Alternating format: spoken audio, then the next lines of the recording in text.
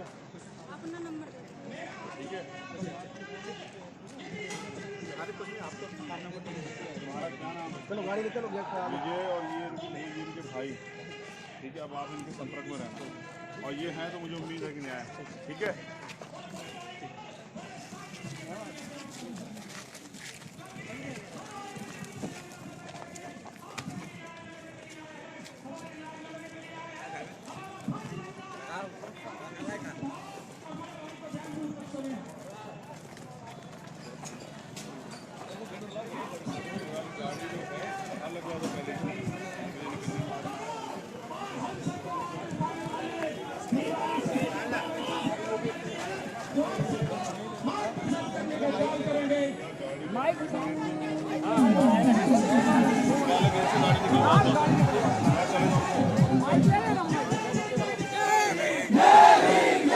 कहाँ यार, क्या तरीका है ये?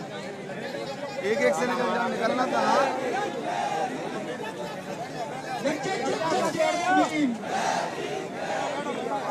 अरे बैठ जाओ, धक्का मुक्की मत करो भैया।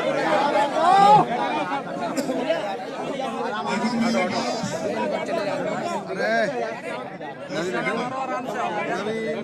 मैं चाहता हूँ आप 10 मिनट मुझे सुन लें, मेरी बात का पालन करें, अपनी बात रखूं। तुम लोग यार खुद बोलो। आज हम जिस घटना के लिए आए हैं, बना रहे हो, तुम लोग खुद देखे अंदर तो पूरे बैठे हुए यार। चुप होना पड़ेगा वरना आवाज नहीं आएगी।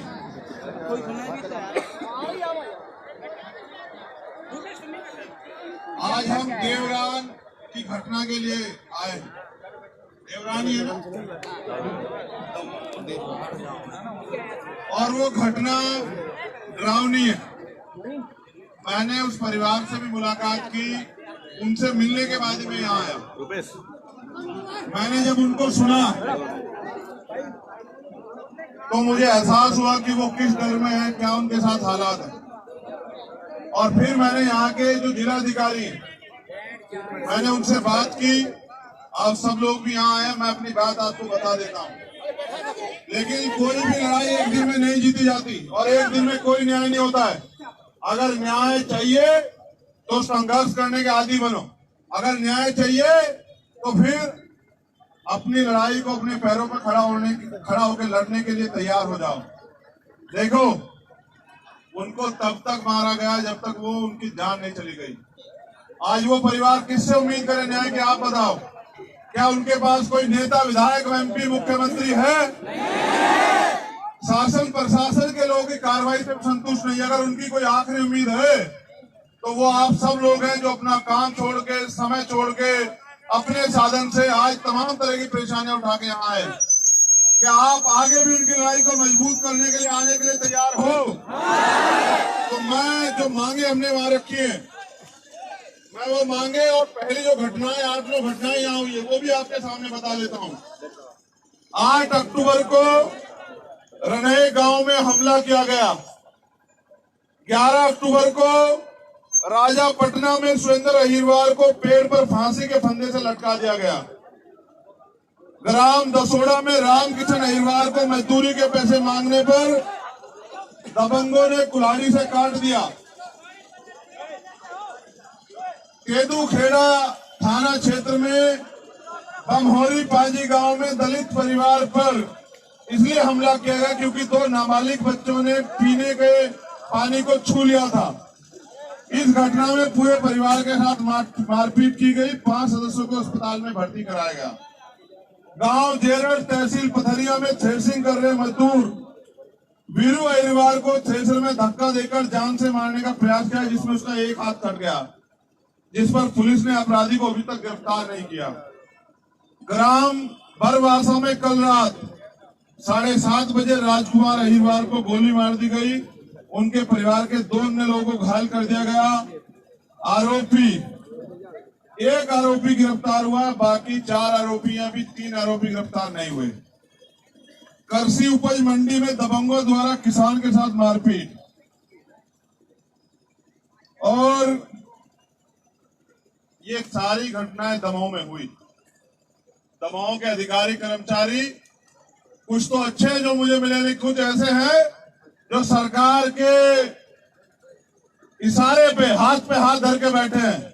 और मैं ये समझता हूं कि उनके हाथ पे हाथ रखने से अपराधियों का संरक्षण और अपराधियों के हौसले बढ़ रहे हैं। कल आने वाले समय में ये अपराध आपके साथ भी हो सकता है।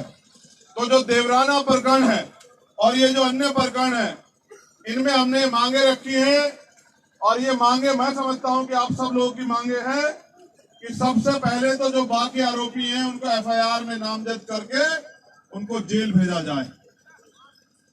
दूसरी, पीड़ित परिवार को 5 करोड़ रुपए का मुआवजा देके आर्थिक जो है मुआवजा सरकार उनको दे।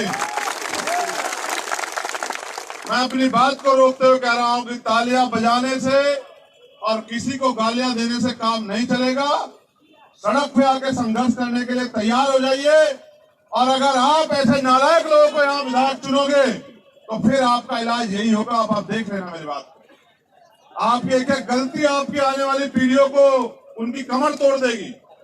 आप ऐसे नालायक लोगों को अगर विधायक बना के भेजोगे तो आपके बच्चों के साथ ये अन्याय अत्याचार होगा। ये फैसला भी करना आज आप कि आपको किसको ताकत देनी है। तीसरी मांग ये है कि मृतक मानक अहिरवार की पत्नी को शासकीय नौकरी प्रदान की जाए। चौथी मांग ये है कि परिवार को 5 एकड़ कृषि भूमि प्रदान की जाए। पांचवी मांग ये है कि पीड़ित परिवार को आत्मरक्षा हेतु सशस्त्र लाइसेंस जो है हथियार उपलब्ध कराया जाए। छठी मांग ये है कि पीड़ित परिवार के आंगन में जो बना हुआ है आरोपियों का अवैध मकान, उसको हटाया जाए। सातवीं मांग ये है कि मृतक मानक अहिरवार के सभी बच्चों को की पूर्ण शिक्षा की जिम्मेदारी, जो पढ़ाई करना चाहते जब तक वो बड़े नहीं होते, ये सरकार को, प्रशासन के लोगों को उठानी चाहिए कि उनको निःशुल्क और अच्छी शिक्षा जो है मिले। और घायल महेश अहिरवार जो मृतक मानक अहिरवार के छोटे भाई हैं, उनका निःशुल्क और उचित इलाज कराया जाए, उनकी जान को सुरक्षित किया जाए, सुरक्षा का माहौल उन्हें दिया जाए। और इस पूरे मामले को फास्ट ट्रैक कोर्ट में चलाकर आरोपियों को सख्त से सख्त कार्रवाई उनके ऊपर की जाए, सजा दिलाई जाए। और अंतिम जो मांग है, उनको गांव से हटाकर शहर में यहाँ दबाव में रहने के लिए मकान की व्यवस्था जो है उस परिवार को कराई जाए, ऐसी हमारी मांग है। और इन मांगों के लिए हमने यहाँ के जिलाधिकारी महोदय के माध्यम से यहाँ की सरकार को आज 1 तारीख है, 14 तारीख तक का समय दिया। अगर 14 तारीख तक हमारी मांग पूरी नहीं होती, मैं वचन देता हूं कि 15 तारीख से सड़क के बाहर नहीं, सड़क के अंदर जिला मुख्यालय में धरना शुरू होगा और अनिश्चितकालीन धरना होगा। और जब तक धरना चलेगा, ये धरना तब तक चलेगा जब तक हमारी मांगे पूरी नहीं होती। और डीएम कार्यालय में हम लोग ताला लगा देंगे। जो जिलाधिकारी, जो एडिशनल एसपी हमें न्याय नहीं दे सकता, उसको संवैधानिक कुर्सी पे बैठने का कोई अधिकार नहीं। अगर मेरी आपसे मांग है एक दिन में लड़ाई जीत जाती, क्या आप 15 तारीख को आओगे? बस इतनी सी संख्या में, क्या बस इतनी सी संख्या में आओगे? वादा करो कि एक आदमी कम से कम 20 आदमी को तैयार करके लेके आएगा। आओगे नहीं आओगे बताओ? ऐसा तो नहीं मैं अकेला यहाँ धरना देता रहूंगा। आओगे नहीं आओगे बताओ? वादा करो। तो फिर याद रखो कि आपका ऐलान के आगे मुख्यमंत्री भी झुकेंगे और आपकी मांगे पूरी होगी, वरना 15 तारीख की रोटी इसी जिला मुख्यालय में खाई जाएंगी। मेरा आपसे वादा। एक अनुरोध आखिरी मेरा आपसे और है, आप क्योंकि न्याय की लड़ाई लड़ने आए, आपको संविधान का ज्यादा पालन करना है। पूरी जिम्मेदारी से अपने साधन का प्रयोग करते हुए आप जाएं और अपने घर पहुंचे और अगले आदेश का इंतजार करें, तैयारी करके रखें। अगर हमारी मांगे पूरी होती है तो भी 15 तारीख को यहाँ आएंगे, और अगर नहीं होती तो भी आएंगे। अगर पूरी हुई तो इनका धन्यवाद करने आएंगे, और अगर नहीं पूरी हुई तो आंदोलन करने आएंगे। ये वादा भी मैं आपसे कर रहा हूँ। लेकिन अभी आपको घर जाना है जिम्मेदारी से, और आज से काम पे लग जाना है। 15 तारीख तक सारे मामलों में न्याय हो, इसलिए आपको अपने समाज को तैयार करना है। और एक बड़ी संख्या में लाखों की संख्या में जिला मुख्यालय पे आना। और मेरा आपसे निवेदन है कि अगर आप रास्ता बना दो तो मैं चला जाऊं, क्योंकि मुझे आप जानते हैं मेरे साथ समय की कमी है। रास्ता दे दो बस। और आपको भी पूरी जिम्मेदारी से अनुशासन में रहते हुए घर जाना है, ठीक है।